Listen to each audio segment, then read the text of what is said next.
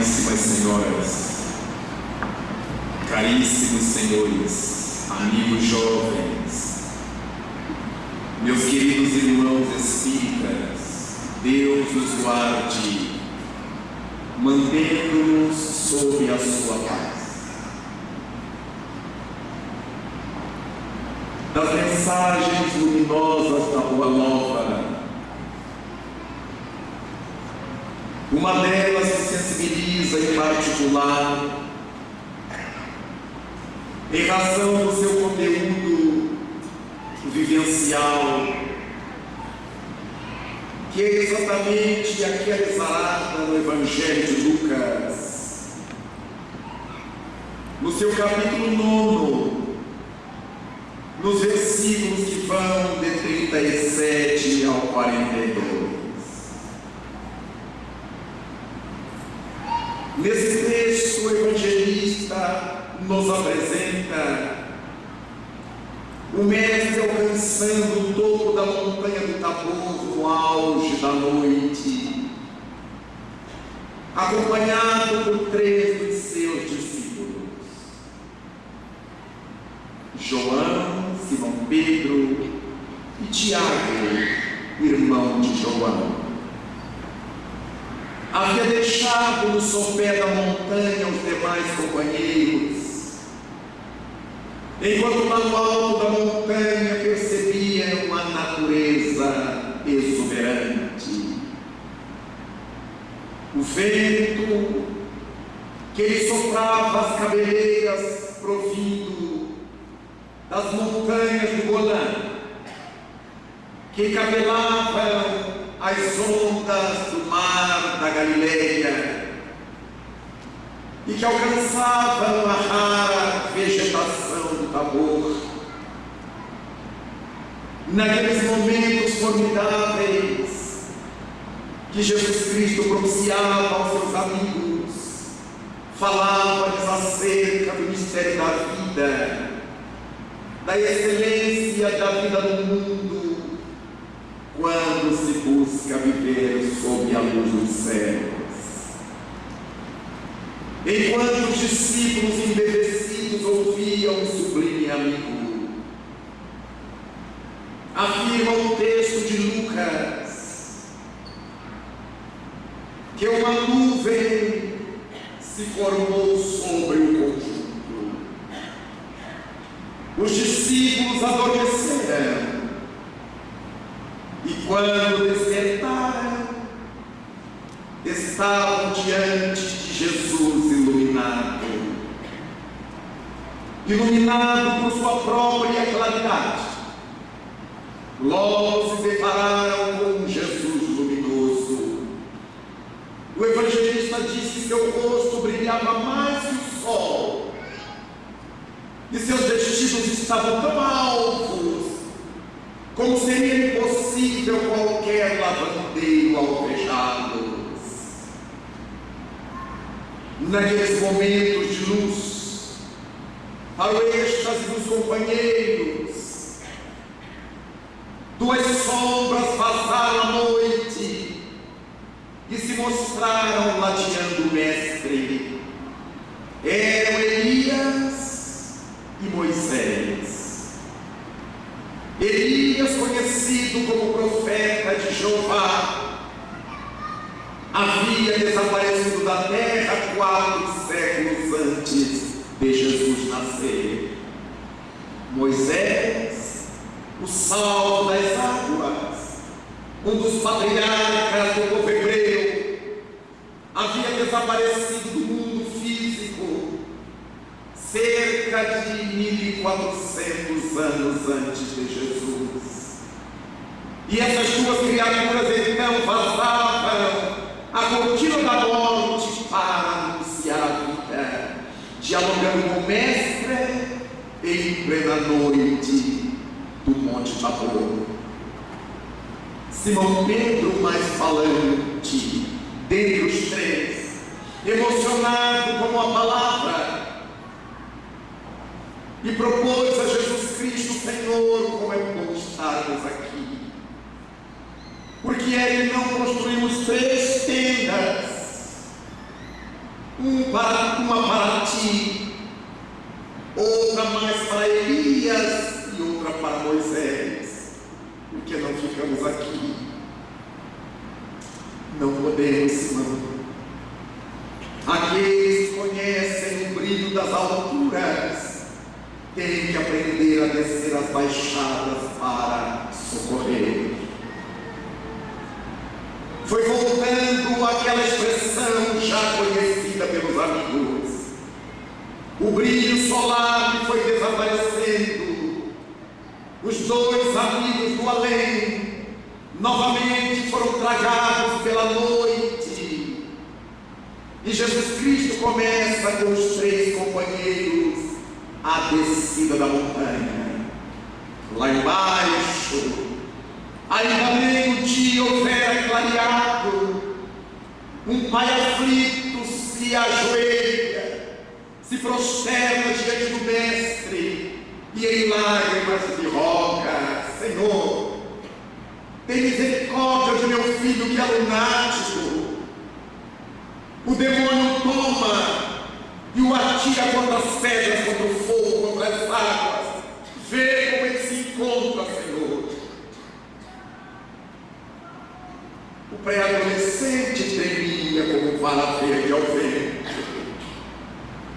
Trincava os dentes num fenômeno parecido com bruxismo. Excitado pela força atormentadora que tomava conta do psiquismo, o rosto pálido como mármore. E Jesus Cristo olha com profunda piedade,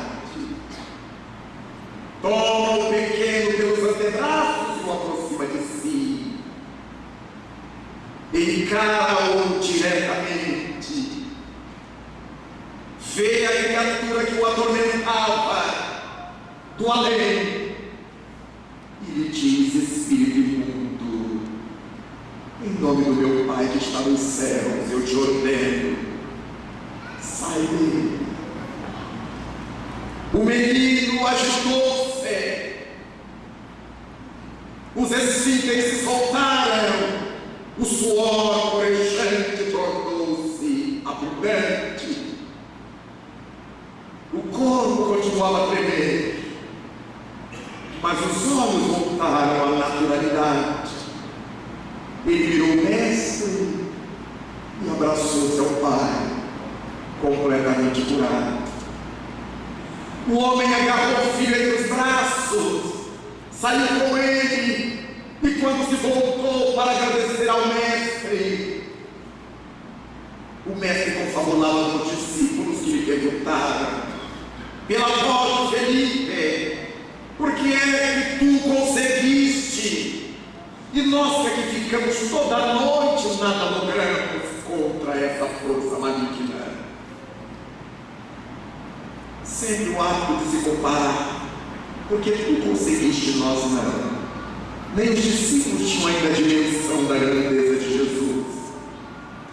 E o mestre lhes responde com suavidade e firmeza: é para essa casta de espíritos se faz necessário o jejum, se faz necessária a oração.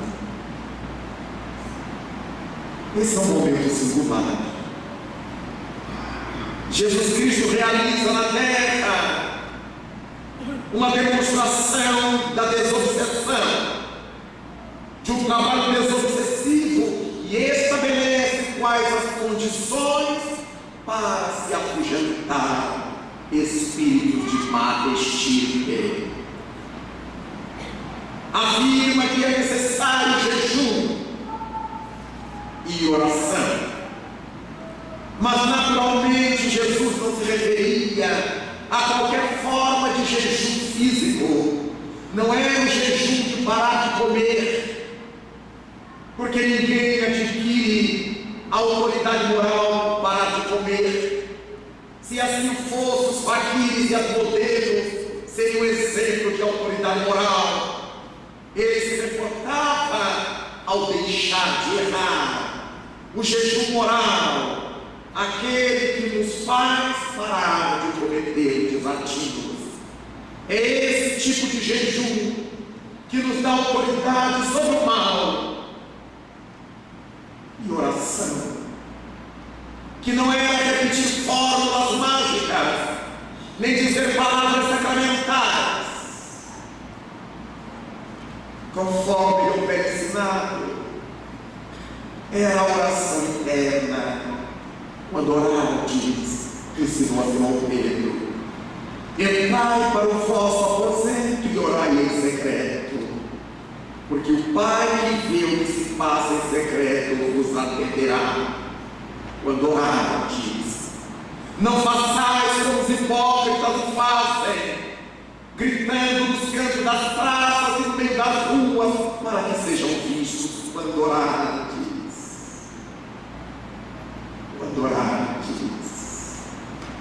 então, para que nós realizemos um trabalho desobsessivo de boa qualidade, é necessário saber orar. Mesmo quando tenhamos que expressar a nossa oração por meio do culto exterior, quando temos que fazer a oração em voz alta para que alguém nos acompanhe, isso que vaza pela boca deve provir da ânfora do sentimento, da intimidade do coração, dessa intimidade assistida por Deus. E o jejum oral? É impossível imaginarmos um trabalho desobsessivo com pessoas vaidosas, presunçosas, que querem se exibir na frente das outras ou um ser mais que o outro.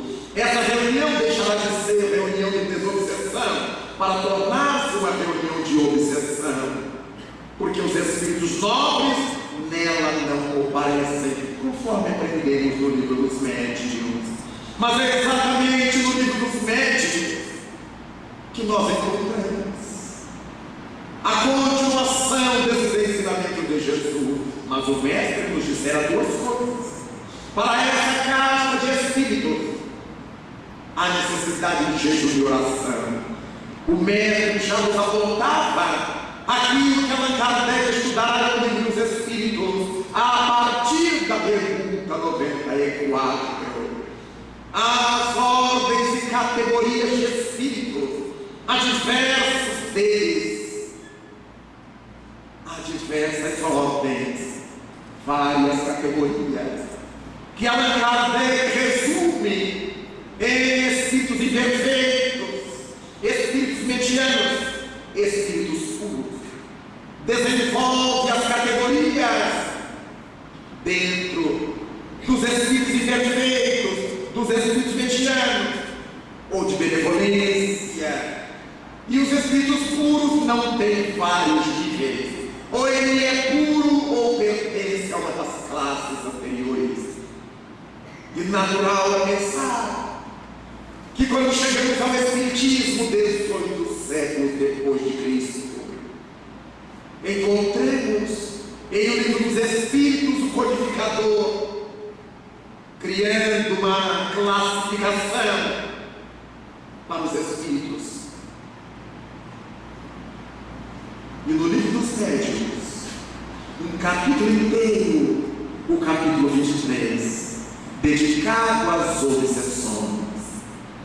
Allan Kardec faz questão então de dizer que a obsessão é esse processo em que uma mente atua sobre outra mente com o desejo de dominá-la. A partir disso, ele afirma que bem se pode ver que o processo obsessivo só pode ser gerado por espíritos inferiores, uma vez que somente criaturas inferiores terão o desejo de dominar a vontade de outras. Nenhum benfeitor o faz, nenhum espírito luminoso tem desejo de nos retirar o livre-arbítrio, de dominar a nossa vontade. Eles sugerem, eles aconselham, eles recomendam e deixam-nos viver de acordo com aquilo que o nosso livre-arbítrio determina. Após definir o que é obsessão, Allan Kardec passa a esquadrinhar para nós, desde os vários níveis, 3 que ele entendeu que fossem protocolares no estudo das obsessões. O primeiro degrau apresentado por Kardec é o degrau que ele chama de obsessão simples. Quando ele fala de obsessão simples, isso não significa que seja uma simples obsessão, porque nenhuma obsessão é simples no sentido de não ter valor, de não causar nenhum problema. Ele chamará de obsessão simples porque nesse estado a entidade perturbadora ou as entidades perturbadoras não faz questão de se esconder, ela se mostra.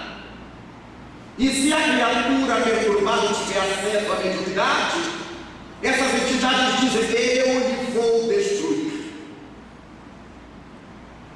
vou tirar ao chão, vou levá-lo à bancarrota, à miséria. Não se esconde. E a criatura que esteja sofrendo esse estágio tem consciência de que não está bem. Por isso ele chama de obsessão simples, porque existe a consciência do obsidiado de que ele não está bem. Como é que nós podemos identificar esse estágio da obsessão simples em nosso cotidiano, em nossas vidas? Eis a grande dúvida de muita gente. Como é que eu posso saber que eu estou correndo esse perigo? Todos nos conhecemos mais ou menos, cada um se conhece mais ou menos, e sabe dos seus vícios, de suas virtudes, de suas manias, de seus gostos e de seus desgostos. Digamos que uma pessoa goste bastante de comer, mais viva para comer do que coma para viver. Uma pessoa gulosa, mas há períodos em que essa gula extrapola o bom senso. O indivíduo abre, por exemplo, a geladeira e a porta aberta e fica procurando nas prateleiras o que é que ele vai comer depois do que ele já comeu. Ele percebe que isso não é normal. É uma ansiedade. É porque eu estou nervoso. Mas ele se dá conta de que aquele comer não está normal. É hora dele procurar a ajuda de um médico, de um psicólogo, de alguém que possa auxiliar na resolução do processo. As criaturas se dão conta do seu vício de falar demais, de falar da vida alheia. Muito pouca gente escapa desse vício, mas há período que não escapa ninguém da nossa língua ferina, nem os amigos. Se um amigo estiver conversando com a gente na hora que ele der as costas, tu faz careta para ele. Começamos a falar da vida de Cristo e acabamos falando da vida de todo mundo. Aliás, entre muitos espíritas, isso é curioso, porque um telefona para o outro, diz assim, por exemplo: fulano, Beltrana, precisamos orar muito pela irmã tal, pelo irmão qual. É só a introdução. Aí mete o malho do companheiro e termina a conversa dizendo o mesmo jargão: precisamos orar muito por ele. Mas já quebrou o pau em cima do outro. Isso justifica. Não, eu não falo mal de ninguém, não. Eu só faço comentários. Os espíritas adoram fazer comentários. Tanto sabem que não está correto, que eles justificam. A língua ferina pode ser uma porta aberta para o começo da obsessão. Cada um convive, por exemplo, com a sua sexualidade. Aquele é hétero, aquele é bi, aquele é homo, aquele é multi. Mas cada corcunda sabe como se deita, cada criatura sabe como é que administra a sua sexualidade, mas há períodos que o indivíduo não consegue se conter. E ele tem a impressão de que uma tara dele se apossou. Não pode ver, se for o homem, uma saia. Não escapam nem as freiras, nem vocês. O que tem saia, ele está atormentado. É claro que a criatura se dá conta de que aquela sexualização não está normal. Alguém diz uma palavra e ele pensa no sexo. Ele associa aquela palavra ao sexo. Ele faz uma piada com a palavra porque sexualizou a palavra. A mente está encharcada de sexo. Ele sabe que não está normal. Cada vez que nós estejamos exorbitando em determinado campo da vida da gente, que a gente já conhece, é hora de buscar socorro, a ajuda. Porque já sabemos que não estamos bem. Aquela criatura que periodicamente, por ter visto uma violência na rua, por ter se disposto com alguém em casa, adota uma proposta depressiva, fica abatido moralmente. Mas há períodos em que a criatura não sai da crise depressiva. Se tranca no quarto, obscurece o quarto, não quer comer, não quer sair de casa, não quer ver ninguém. Não está normal. É hora de buscar um socorro médico, psicológico, espiritual, de acordo com as propostas da criatura. Se ela for religiosa, ela vai procurar uma ajuda também na sua fé, há uma ajuda médica, psicológica. Mas se ela não tiver religião, ela precisa procurar o psiquiatra, o analista, o psicólogo, alguém que a retire daquele estado ou lhe ajude a sair dele. Mas se ela se mantém, o processo avança. Quantas são as mulheres que estão paradas de cuidar dos filhos? E a partir disso,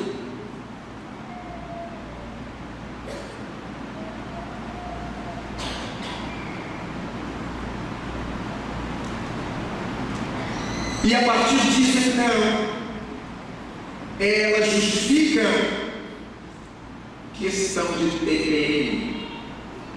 E o marido diz para as crianças: deixa sua mãe, ela está TPM, para cá. E ela gosta, porque todas as vezes que ela quiser se trancar no quarto para conversar no celular com as amigas, ou assistir a sua novela, ela diz que está de TPM. E o marido recolhe as crianças, e ela vai entrando no circuito da perturbação. Mas outras vezes é ele, o marido. Ele quer assistir um jornal quando chega em casa de futebol, ele quer ler o jornal, então ele briga, ele escorraça as crianças, e a mulher tira as crianças de perto dele. Sai de perto do seu pai, ele está de lua. E ele adora estar de lua. Cada vez que ele quiser sossegar os pequenos, ele dá um chilique, a mulher retira os pequenos, e ele está de lua. E não se dá conta de que ele está derrapando. Todas as vezes que nós temos um surto na obsessão simples, depois voltamos ao normal. Essa é a grande diferença. A obsessão simples é cíclica. A criatura tem um surto, briga, grita, se agita, depois ela volta ao normal. E diz assim: eu sou assim mesmo, eu tenho meu temperamento, meu cheiro, mas eu não guardo raiva de ninguém. Nem precisa, porque agora são os outros que guardam raiva agora. E o tempo vai passando, nós admitimos que voltamos para o ponto zero de equilíbrio, mas cada vez que a gente tem um surto e retorna, não pisamos no chão, já vamos ficando desequilibrados. Então, cada vez que eu tenho um surto, ele é mais curto e mais profundo. Ele dura menos e é mais grave. E nós vamos achando que nós somos assim mesmo. Ah, eu sou assim. Quem quiser gostar de mim, eu sou assim. Não é. Está se permitindo ficar. E o obsessor vai nos laçando como uma serpente para devorar a sua presa. Vai apertando-a e babejando-a para ficar mais fácil a deglutição. Allan Kardec então estabelece que quando o indivíduo não procurou tratamento durante a fase da obsessão simples, derrapa no segundo degrau inferior, o da fascinação. Ele estabelece que a fascinação é o mais difícil processo obsessivo a ser curado, por uma razão simples. O fascinado não aceita estar doente. Toda fascinação se aloja sobre criaturas extremamente vaidosas e orgulhosas. Daí o fascinado não admitir que cometa erros. Para o fascinado, o erro à sua volta é sempre dos outros. Quando por alguma necessidade ele tem que admitir que errou, ele admite que errou dizendo: eu fiz, porque fulano me disse, Beltrano falou. Ele põe a culpa dos outros pelo fato dele ter errado. Então o erro não foi dele, foi dos outros. Encontramos fascinados em todo lugar. Quase sempre quando olhamos ao espelho, a gente se depara com um deles. Dessa forma, os casais preferem se separar a romper a cadeia da fascinação. Duas palavras resolveriam: me perdoe, desculpe-me. Não. O homem dirá possivelmente: eu não vou me rebaixar para a mulher. E a mulher dirá: eu sou feminista, eu não vou dar o braço a torcer para homem nenhum. E ao invés de buscarem a paz, eles preferem rompê-la, estigmatizar os filhos por causa da fascinação. Vai ao centro tomar um passe, vai à igreja orar, vai à sinagoga. Você está achando que eu estou doente? Você está achando que eu estou perturbado? Você está achando que eu estou precisando? E os amigos não têm coragem de dizer: estou. Acho. Não é isso, não é isso. Ela não vai. O fascinado não aceita que esteja fascinado. Então ele não se trata e não aceita qualquer proposta de tratamento. É tão comum achar as pessoas fascinadas, elas não admitem errar. Qualquer erro que cometam, elas terão que culpar alguém. Se deixou o prato cair no meio da cozinha, ela vira para a empregada: por que você não enxugou direito esse prato? Não foi a mão lenta, foi a empregada que não enxugou direito. Em todos os casos, o fascinado põe a culpa no outro. O professor, quando a aluna é reprovada, a culpa é do aluno que não estuda. Nunca ele cogita de que pode ter sido o método que ele usou que não alcançou os alunos. Mas os alunos sempre reprovados porque a prova foi difícil. Nunca porque ele estudou pouco, porque ele não se dedicou o suficiente. Cada um vai pondo a culpa no outro. E quando nós conversamos com as pessoas e elas não nos entendem, nós dizemos: você nunca me entende. Impossível pensar que eu nunca me faço entender. que aquilo que eu estou falando está enrolado, está embolado. É o outro que não me entende, sempre assim. E quando eu quero conversar sobre a vida, eu estou no topo. Eu, por exemplo, sempre a gente fala assim, eu, por exemplo, eu sou exemplo para os outros. Eu, por exemplo, seria tão fácil dizer, por exemplo, e dizer a coisa. Mas o egoísmo me inclui. Eu, por exemplo. Eu, por exemplo. Então nós vamos perceber como é que alimentamos a fascinação.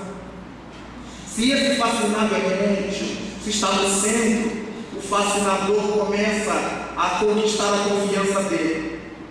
Escreve sempre, se comunica sempre, o mesmo espírito sempre, não deixa de um outro. E aí o médium vai ficando embevecido. Meu guia não erra jamais. Aí surge o guismo do centro espírita. Ele não segue mais Kardec, não segue mais a codificação, é o guia. E o centro vai por água abaixo. E o fascinador usa de uma estratégia infalível.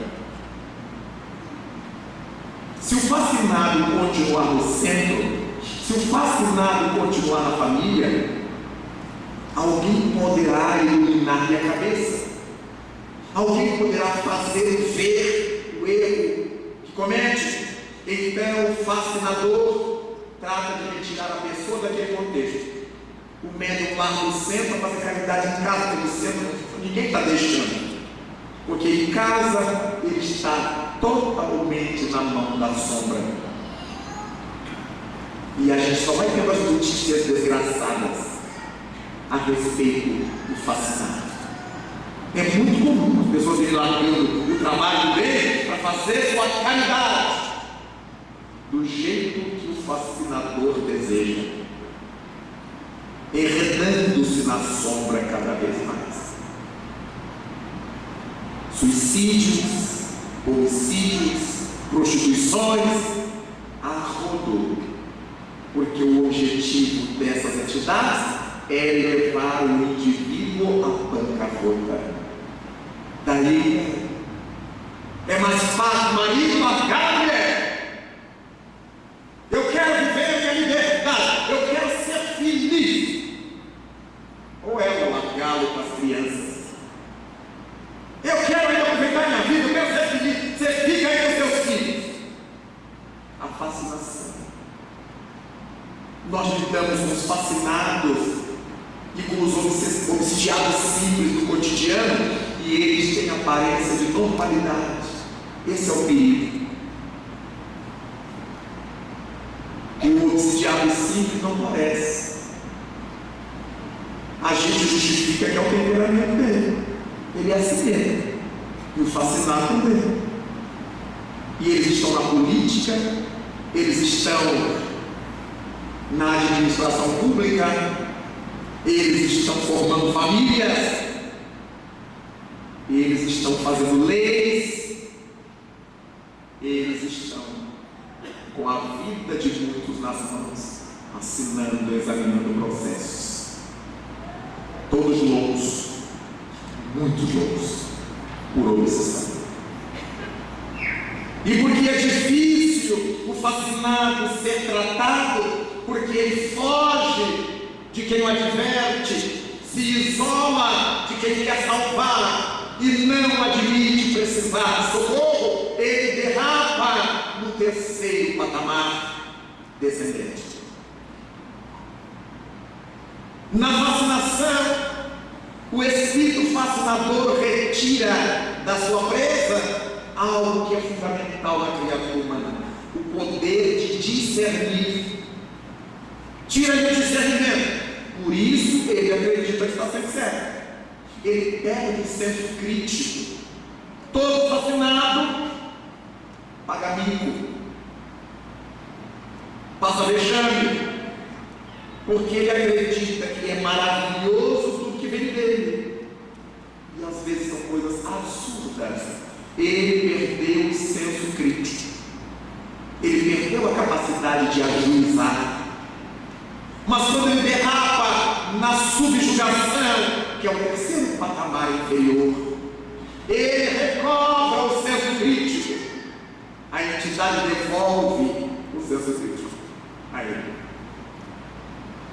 mas retira-lhe o poder da vontade. Então ele sofre porque agora ele sabe do ridículo que está fazendo, mas não tem força para poder não fazer. Encontramos pessoas bem vestidas, de boa situação social, fazendo discurso nas praças para as estátuas, falando sozinhas pelas ruas, gesticulando, dominadas pela entidade subjugadora. O espírito subjugador é cruel, quer levar sua presa ao resto do chão e fala passar por todo tipo de vexame antes da estocada final. Alteram-se as percepções. O subjugado sofre alteração de sentido, como alguém que tivesse usado algumas drogas de tropismo cerebral. Pode o subjugado, dirigindo um veículo, observar um outro que esteja à sua frente e vê-lo muito distante quando ele esteja próximo. Acelera o carro e adentra a carroceria ou a traseira do outro. E quando nós olhamos aquela cena na estrada, como é que esse carro entrou debaixo desse caminhão? Como é que conseguiu? Dormiu no volante? Acontece as mais variadas teses da polícia, mas nenhuma vez se levanta a tese da subjugação. Ele teve alterada a sua visão, ele viu a carreta longe, acelerou, e a carreta estava próxima e ele se arrebentou. Outras vezes, ele vê o carro muito próximo, ele freia e o que vem atrás o arrebenta, porque estava longe e ele viu perto. O subjugado pode chegar na janela de um apartamento, olhar lá para baixo e enxergar a calçada da rua lá embaixo, bem abaixo da sua janela, e ter o patológico desejo de saltar a janela para caminhar na calçada. E quando ele salta a janela, ele está no 20º andar, no 10º andar, e se arrebenta. E só se dá conta disso quando começa a cair. O subjugador, sendo cruel, ele faz questão de que o subjugado, quando se destrua, se dê conta de que se está destruído, até chegar o momento em que ele praticamente incorpora a sua presa e diz-lhe: pegue aquela faca. E a pessoa está discernindo, ela não quer pegar, mas a vontade não funciona. Pegue a faca. E o subjugado pega a faca. Mate seu filho, crave sua mulher. A cabeça diz que não, mas ele não tem mais vontade. E quando ele levanta a arma e crava, o espírito obsessor se afasta para que ele se dê conta de que foi ele que cravou. Pega esse revólver, pega essa metralhadora, agora atire. O indivíduo pode estar em casa, no cinema, na escola, no meio da rua, os casos que a gente tem visto nos jornais, na televisão. E porque quando a criatura está fazendo, ela acorda daquele pesadelo, fatalmente, depois que ela destrói os outros, ela se suicida. Acompanhamos os casos. A maioria deles se suicida depois que viu a tragédia que cometeram. A vingança das trevas realizada pela nossa invigilância. É o Evangelho de Cristo, no texto de Mateus, que Jesus Cristo diz que aquele espírito trevoso, quando não foi devidamente impedido de atuar, ele retorna com mais 7. É um número cabalístico, quer dizer que ele retorna reforçado. É como uma doença que reincide. A doença que recrudesce é pior do que a doença quando se instala, porque agora o organismo está fragilizado e o remédio usado já não faz efeito da segunda vez. Daí, o subjugador realiza seu intento que começou lá longe, naqueles dias em que ela dizia que estava de TPM, para não cuidar dos filhos, para não ter responsabilidade, porque se fosse TPM de fato, ela tinha que procurar tratamento médico. Mas como não era, ela evocava sempre a TPM. Isso tudo começa naqueles dias em que ele estava de lua, para não se envolver com os filhos, para assistir ao que quisesse, para ficar livre das crianças, imaginando-se certa a criatura abre verdadeiros coelhos sobre os próprios pés, acreditando-se mais inteligente que os outros, o indivíduo se torna presa de velhos inimigos que o espreitam desde há muito tempo. Para esta casta de espíritos, só muito jejum e oração. Estávamos visitando Chico Xavier em Uberaba. Eu era muito jovem e gostava de acompanhar o trabalho de Chico para aprender, para beber naquela fonte notável aquilo que certamente faria parte do dia da minha atividade no bem. Quando chegou uma mulher em desespero, ainda na comunhão espírita cristã,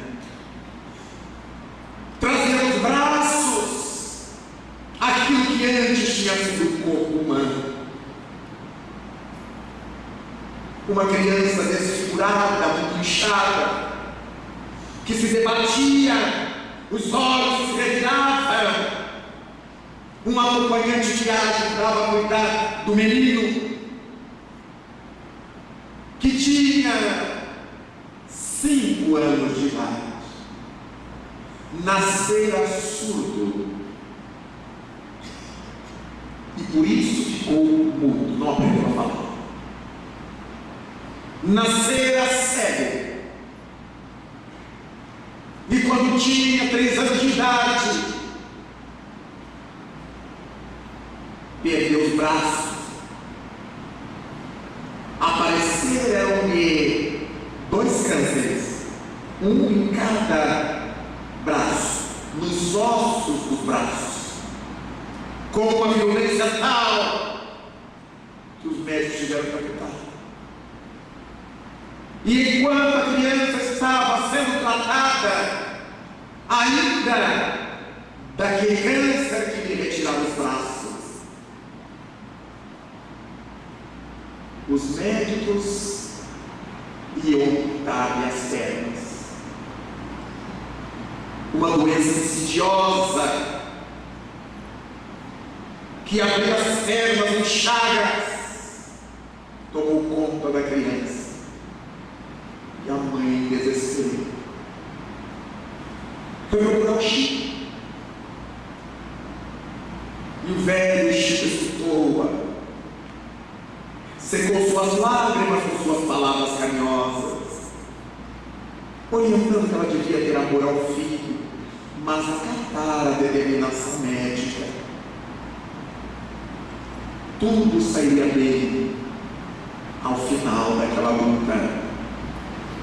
E depois de muitos minutos de conversa, Chico autografou um pequeno livro para ela, e ela se foi como seu acompanhante, sua criança, em desespero. Reunião foi terminada, e antes que nos dispersássemos, Chico comentou o que os bons espíritos lhe haviam dito naquele caso. Ali estava a reencarnação de um suicida que tinha se suicidado em 3 encarnações sequentes. E o grupo que o levara ao suicídio nas 3 vezes iria levá-lo agora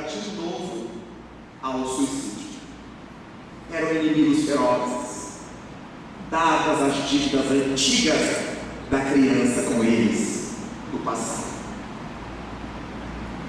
A divindade queria que a criança tivesse tempo de respirar, de não ser assediada. Então ela nasceu sem possibilidades de ser induzida, sem olhos, sem ouvir, induzida a matar-se. Quando os espíritos começaram a soprar na mente da criança, que é um espírito reencarnado, as ideias de apanhar facas para se matar, para se cortar, arma de casa, apareceram os cânceres nos braços. Então não podia mais pegar nada para ter tempo de se fortalecer. Mas agora os inimigos do passado estavam pondo na cabeça da criança ela se enxergar, levantar-se e ir para a rua a fim de que fosse atropelada por um veículo. Mas os espíritos queriam preservá-la também, só sem as pernas.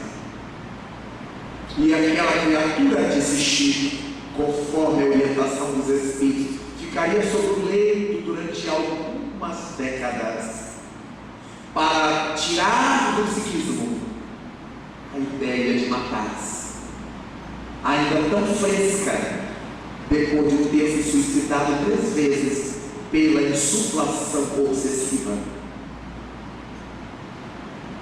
Se nós soubéssemos que em nosso compartimento mental as sombras podem agir, dependendo das aberturas que lhes damos, trataríamos de mudar nosso estilo de vida, para que em nossa cabeça só pudesse ter acesso Jesus Cristo, os mensageiros do bem.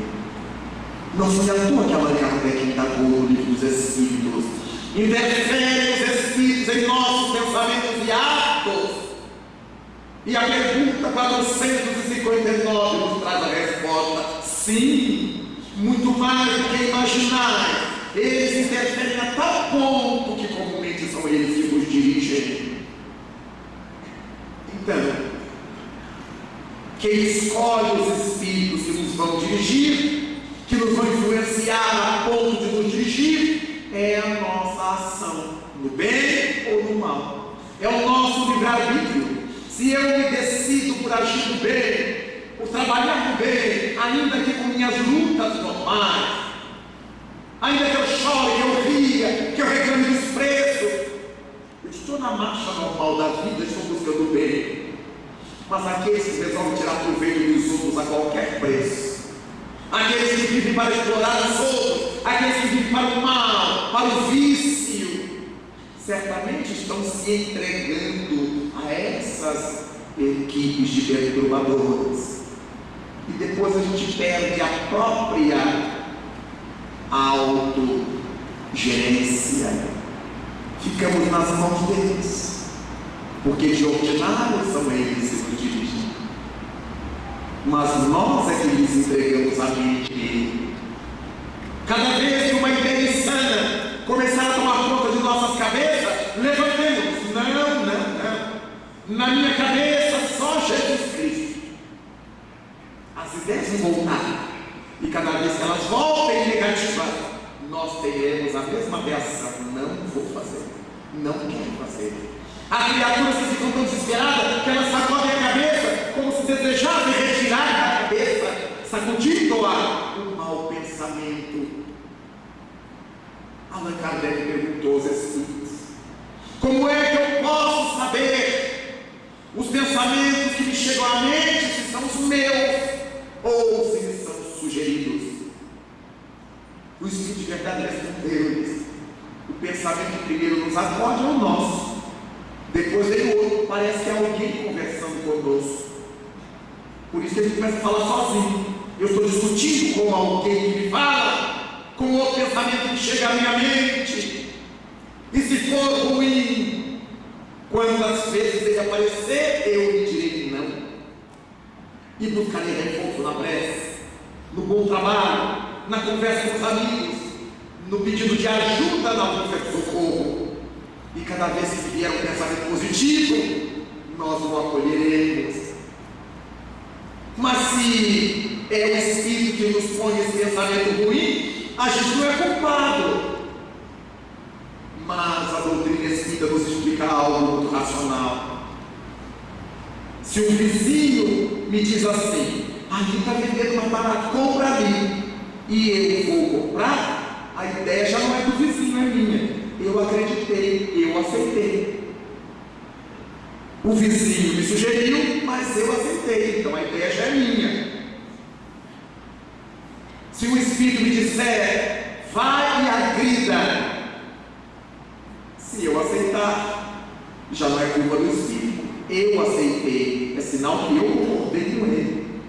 Eu poderia ter dito não. Para toda proposta na vida, eu posso dizer sim, eu posso dizer não.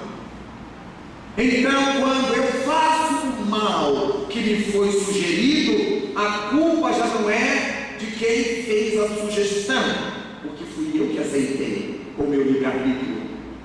Do mesmo modo, quando me é sugerido o bem e eu faço o bem, o mérito é meu, porque eu podia não ter feito.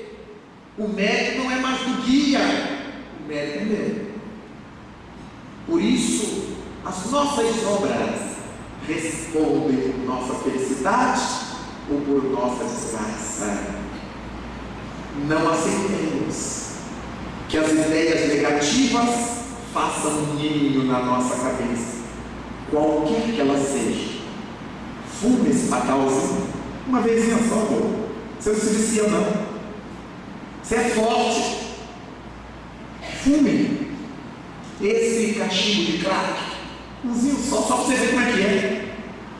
Isso não vai pegar não, nenhuma vez, porque a gente não conhece a própria força interior. A gente desconhece de que passados viemos, e por isso nem a primeira vez. Bebe, boba, uma tacinha só. Isso não embebeda não, você é forte, é o galinho, né? Você é jovem. Nem a primeira, porque eu não sei como é minha força interior. Não vale a pena escola, não vale a pena eu querer testar. Você não é homem não, cara? Vai lá, transa. Não é a pessoa para a minha vida, então não vou. Não é a pessoa que eu amo, eu não vou. Não quero ter responsabilidade com essa pessoa que não me fala nada, que não me sensibiliza. Você não é mulher não, você vai guardar essa virgindade até quando? É quando aparecer a pessoa que eu possa entregar, amando, confiando. Mas quando nós somos auto-perturbados, não conseguimos refletir antes de qualquer processo de obsessão, antes de qualquer heteroprocesso, de fora para dentro, o que abre as portas para ele é a auto-obsessão. Nós próprios obsidiados por nossa vaidade, por nosso orgulho, por nosso gênio ruim. Somos nós que abrimos as portas para o perturbador fazer a sua vingança ou nos utilizar como objetos. Quantos entre nós têm ainda essa cabeça nenhuma de dizer: eu dou um boi para não entrar na briga, mas eu dou uma boiada para não sair? Que loucura é essa? Aquele que dá um boi para não entrar na briga tinha que dar uma boiada para continuar fora da briga. Aí há outros que dizem assim: eu sou muito bom, mas não pise no meu carro. Ora, mas se eu sou bom só se ninguém me ofender, que bondade é essa? É uma pureza em branco, mas esse é um discurso que nós usamos. E as trevas gargalham de nós e nos chamam de imbecis, porque nós filtramos mosquitos e engolimos elefantes. É necessária a vigilância, é necessário cuidar da busca da oração. Jesus Cristo nos ensinou isto. E Allan Kardec perguntou: é possível dos maus e dos males? Sim, porque nos permite fazer sintonia com as leis de Deus, aprender a orar. Não é bater boca, pelo amor de Deus, não é repetir palavras vazias, é fazer o que Jesus propôs. Quando orardes, entrai para o vosso aposento e orai em secreto. Essa busca da integração com o nosso Criador, a fim de que nos libertemos da insinuação obsessiva, da opressão obsessiva, que graça nesses dias os nossos jovens, as nossas jovens estão enlouquecendo.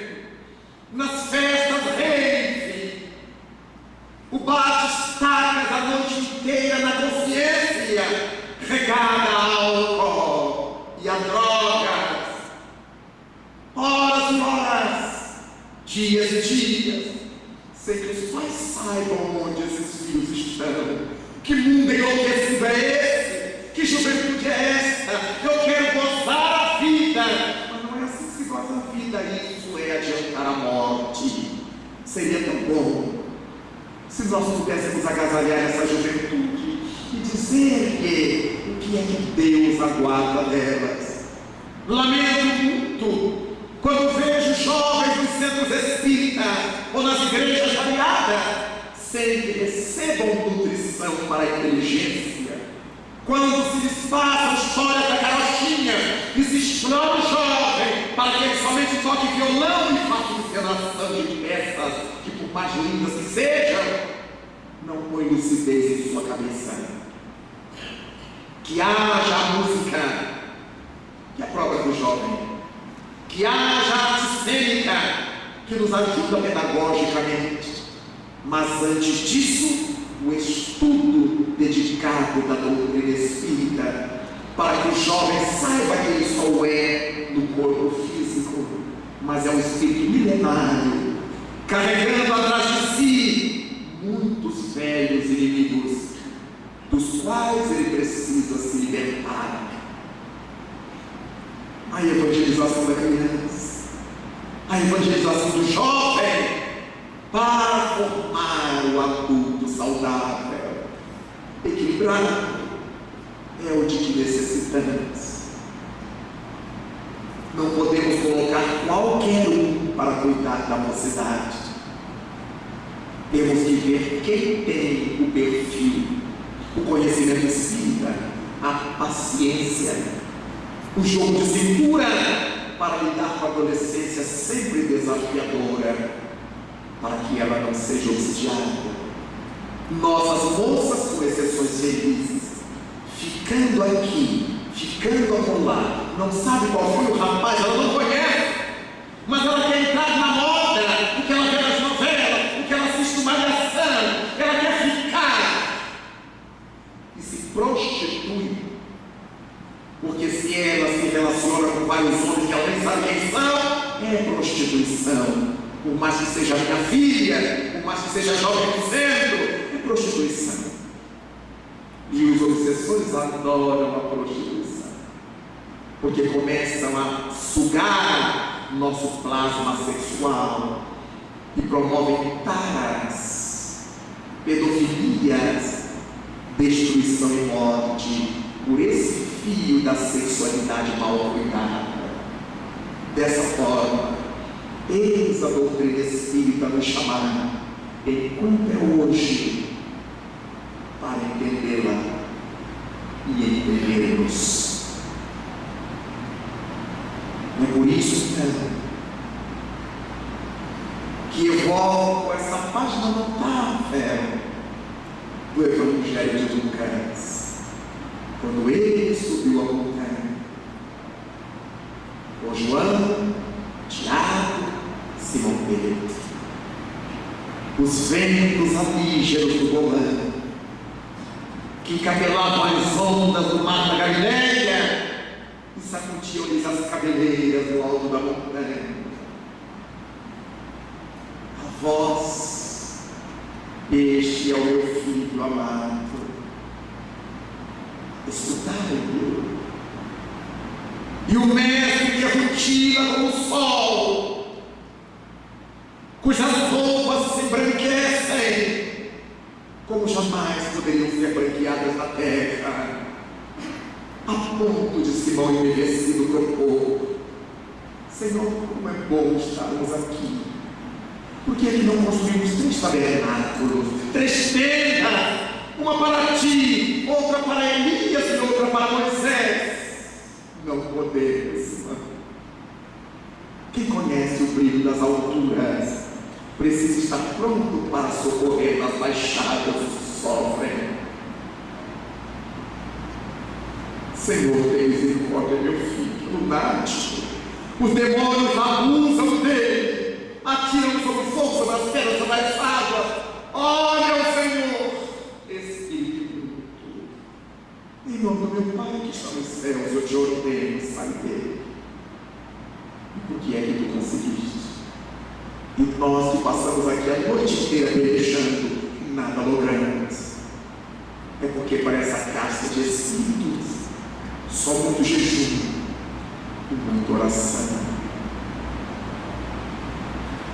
A doutrina espírita, quando nos reunimos para pensar sobre tua égide, como a nossa mente se abre, é como se estivéssemos novamente diante de Jesus, rutilante como o sol, a chamar-nos para trilhar esse caminho novo, nessa existência velha em que nos encontramos. É como se estivéssemos sentindo sobre nós as bufadas dos ventos brancos do Golã, da Galileia. E neste momento, então, de sensibilização, nós todos sentimos nas devidas proporções o que Simão Pedro percebeu. E dizemos: Senhor, como é bom estarmos aqui. Vem ter conosco, Senhor, nessa hora densa do mundo, nesses tempos de corrupção, de guerras, de atentados, de flagelos naturais destruidores. É nessa hora de obsessão que se espalha pela terra que nós te queremos dizer: vem, Jesus. Divino amigo, vem trazer-nos a tua paz, porque só tu és o nosso abrigo, abrigo que vem das circunstâncias. Vem, ó meio do Nazareno, esse mundo de dores, de miséria, de horrores, consolar. Vem com o teu olhar sereno, toda a nossa terra iluminar. Vem afastar do mundo a guerra, esse chacal de goelas abertas, devorador, que por onde passa vai destruindo tudo que encontra pela terra, espalhando luto, espargindo dor. Onde passamos, Senhor, ouvimos os gemidos de aflição, e pela secura dos tempos nos damos conta de que já não há mais primaveras, enquanto milhares de crianças, de idosos doentes pedem pão. Aqueles que deveriam providenciá-lo estão se engalfinhando como feras. Vem, Senhor, vem reflorir os nossos caminhos. Vem, Senhor, vem perfumar o nosso coração, libertar da obsessão, exterminar a dor e fazer calar, utilitar das baionetas, o silvado dos mísseis, a boca miserável dos canhões. Vem, Senhor, com teu amor tão profundo, vem iluminar as nossas consciências e vem fazer feliz o nosso mundo. Vem, Senhor, vem, Senhor. Muito obrigado, Senhor.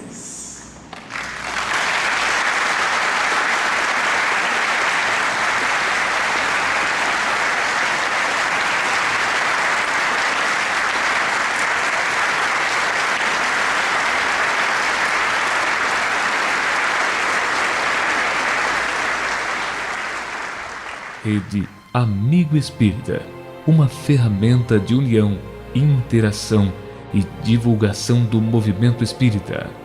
Acessem www.amigoespírita.ning.com e confira nosso acervo disponível.